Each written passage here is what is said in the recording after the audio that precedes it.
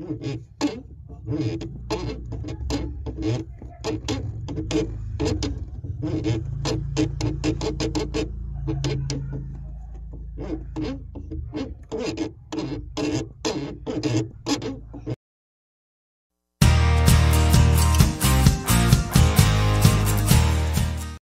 mga ka-basic, so ngayon ang video natin ay tungkol naman sa gas pedal or accelerator ng ating sasakyan. So papakita ko lang sa inyo kung paano ayusin yung kagaya nito na sobrang ingay. Medyo nakaka-disturb kasi siya kapag nagda-drive ka, lalo na kung wala kang music.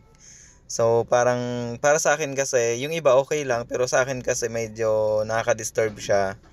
So ang una nating gagawin, tatanggalin natin yung connector.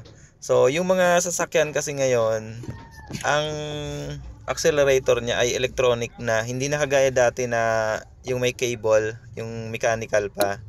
So ito, hanapin mo lang yung lock. Yan, pag nahanap mo na, malambot lang naman siya, sungkitin mo lang. Tanggalin mo lang yung tatlong tornilyo na yan. Ayun, bali itong sasakyan ko ay number 11 yung tornilyo niya. So almost pare-parehas lang naman yan kahit anong model pa man yung sasakyan mo. Yan, so yung iba, 4 yung tornilyo. So depende na lang po yon kung ano yung naka-install na accelerator sa inyo. Depende sa model ng sasakyan. So usually naman 3. So dito sa sakyan ko kasi medyo matigas, kasi nga unang beses pa lang siyang matatanggal. Nangyari lang din naman kasi sa sasakyan ko to, kasi hindi siya masyadong ginagamit. Parang every 2 weeks, kaya hindi masyadong nagagalaw, kaya nagkaganon siya. Ako bali naglakas loob na natanggalin to, kasi pinatry ko na siya dati na ipaayos. Ang sabi nung mekaniko, ayaw niyang galawin kasi daw may alignment daw to. So sabi ko, sige bahala na, babaklasin ko na to. Tapos kung sakali talagang may alignment at hindi ko maibalik, edi ang mangyayari, baka bibili na lang ako ng bago.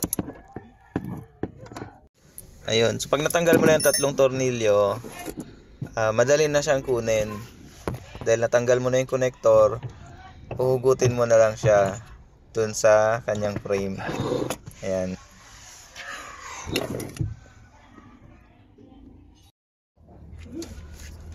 Ayan, bali may 2 tornilyo lang naman siya na kailangan mong tanggalin. Pero may lock pa rin naman siya. Kaya kahit matanggal mo na yung tornilyo, di naman siya basta mauhugot agad.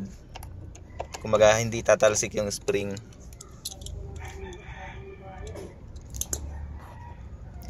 Ayan. Tapos ang pinaka-accelerator talaga niya ito, yung nasa likod. Yan lang naman talaga yon. Yung malaking part na to, lang yan, mechanical lang siya nung pedal. So ngayon gagamit ka ng flat screw para sungkitin yung mga lock. Actually yung lock naman kasi niya parang nakatusok lang, so malambot lang. Ayan, susungkitin mo lang siya para umangat. Kasi pag kamay, medyo hindi kaya, kasi kailangan maangat mo ng konti. Ayan. Tapos ito ang iingatan mo lang, yung spring na ako kasi hindi ko na siya tinanggal. Kung meron kayong pangpihit siguro, kasi sobrang tigas niya eh. Kung may pangpihit kayo, malaking long nose o kaya sa plies siguro hindi kaya eh, kasi hindi tutusok eh. So pwede mo siyang tanggalin, pero sa akin hindi ko na tinanggal. Ayan, dito nanggagaling yung ingay. Tapos yon, yung tinuturo ko na yon, yan yung papunta dito sa electronic accelerator. Yan. Ayan, makita nyo gumagalaw siya. Yun lang yon. So more on mechanical na yung dito sa loob. Yung spring, kumbaga yung nagko-control nung ikot pag umapa ka sa pedal.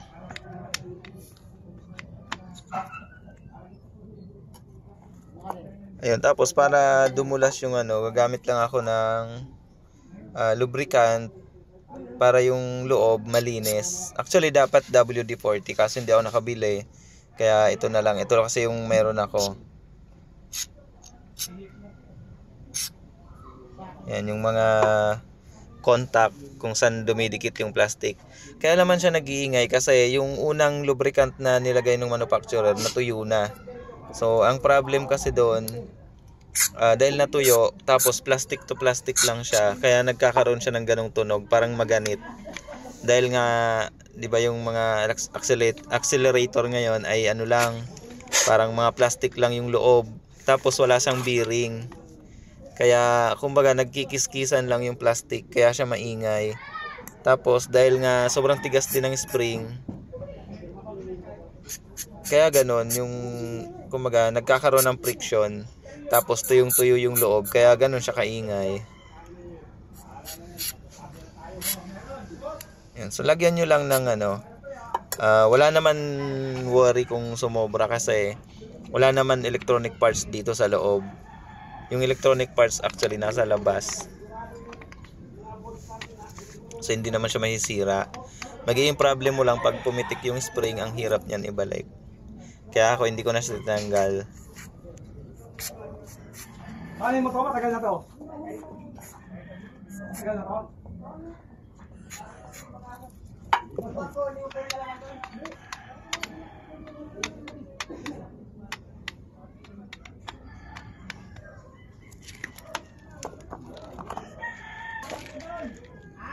Tapos gagamit din ako ng grasa. Lalagyan ko din ng grasa yung mga kayang abutin.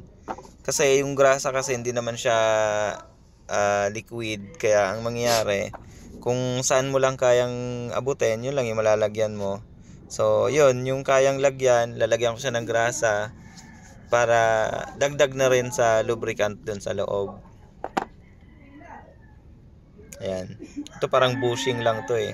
Kaso lang, yung puti, parang bushing lang siya. Kaso, plastic pa rin. Ang problema, syempre, nagkakaroon pa rin siya ng friction kasi nga, tuyong-tuyo. Tapos, plastic to plastic. Kaya ganun yung ingay.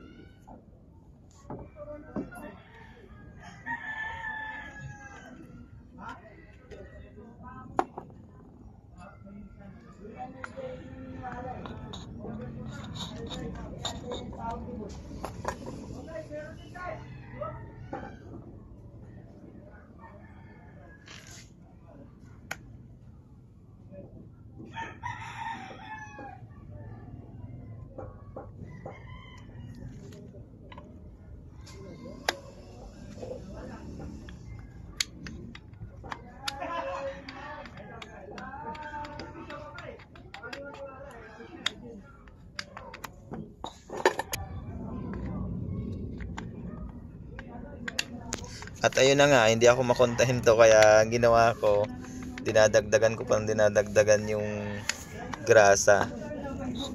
Kasi nga, ang hirap kapag binalik mo na to, syempre, kailangan sigurado. Ay problema, hindi mo naman siya matitest hanggat hindi mo binabalik yung cover niya. So, nalagyan ko na siya ng nilalagyan ngayon.